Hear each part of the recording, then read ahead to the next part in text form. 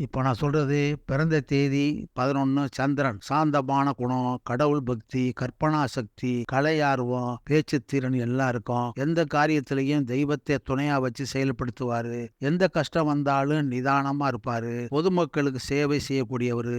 நல்ல குறிக்கோளும் விடாமுயற்சியுடன் ஈடுபடுவாரு.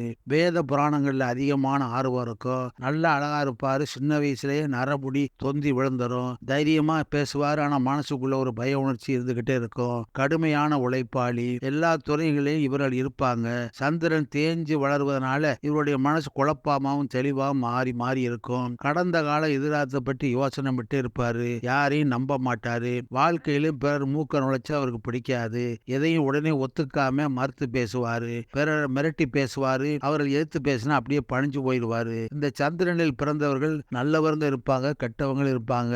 காதலிலும் ஈடுபடுவாரு. தற்கொலை எண்ணங்களும் ஏற்படும். சுகரு, வயிற்று கோளாறு, கண் மனநோய் ஏற்படும். வல்லார, வெள்ளரி, முட்டைக்கோசு, பூசணி, முளைக்கீரை, தர்பூசணி, முருங்கைக்கீரை, வாழைப்பழம் ரொம்ப நல்லது. இது பொதுவான குணம். பேருக்கு தகுந்த மாதிரி குண அமைப்பு மாறும். உங்க பேரை சொன்னா ஃப்ரீயா ஒரு 3 விஷயங்களை சொல்றேன். இதை பயன்படுத்திங்க.